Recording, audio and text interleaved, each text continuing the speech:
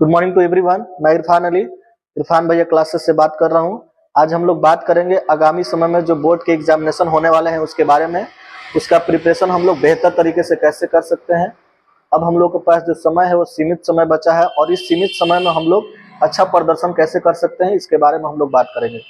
देखिए, किसी भी एग्जामिनेशन को पास करने के लिए, उसमें बेहतर स्कोर करने के लिए उसके सिलेबस के बारे में और पीवाईक्यू क्वेश्चन यानी प्रीवियस ईयर क्वेश्चन के बारे में पता होना चाहिए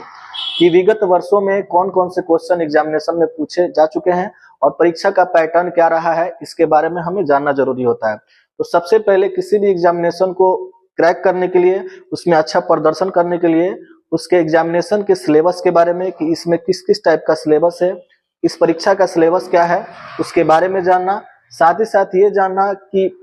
प्रीवियस ईयर में क्वेश्चन का लेवल क्या रहा है, कहाँ कहाँ से क्वेश्चन अधिक पूछे जाते हैं। जैसे अगर बोर्ड के संदर्भ में बात किया जाए, बोर्ड एग्जाम के संदर्भ में, तो 10th के लिए सिलेबस में अगर हम लोग देखें तो कुछ ऐसे लिमिटेड चैप्टर हैं, कुछ ऐसे सीमित चैप्टर जो है ना, जहां से अधिक प्रश्न पूछे जाते हैं, जहां से विगत वर्षों में, कई वर्षों में देखा गया है कि वहां से परीक्षा का पैटर्न जो है उस क्वेश्चन के लेवल से बहुत ज्यादा रहा है। और दूसरी चीज ये भी देखा गया है कि उसमें ऑब्जेक्टिव के भी संदर्भ में, एमसीक्यू के भी संदर्भ में और लॉन्ग टाइप, शॉर्ट टाइप के भी संदर्भ में उस एग्जाम में देखा गया है कि क्वेश्चन बहुत ज्यादा पूछे जाते हैं। तो कुछ एक ऐसे चैप्टर है जहां से क्वेश्चन आना ही आना है और वहां से क्वेश्चन विगत वर्षों में आया है। जब से बोर्ड बना है और जब से ये सिलेबस चल रहा है तब से वहां से क्वेश्चन अधिक पूछे जाते हैं, उस पर फोकस करना। दूसरा, राइटिंग पे फोकस करना कि जो रिटेन होना चाहिए ना आपका, वो रिटेन प्रैक्टिस अच्छा होना चाहिए, लिखावट सही होना चाहिए। और अगर आप साइंस के संदर्भ या सोशल साइंस के संदर्भ में बात करते हैं तो डायग्राम उसमें होना चाहिए। एग्जामिनर ये देखता है बाबू कि बच्चा जो पेपर लिख रहा है ना, उसमें केवल डिफिनेशन है या उसके अंदर उस चीज के बारे में समझ है या नहीं है। तो अगर किसी चीज का डिफिनेशन है, जैसे मान लीजिए रिफ्लेक्शन ऑफ लाइट है या रिफ्लेक्शन ऑफ लाइट है,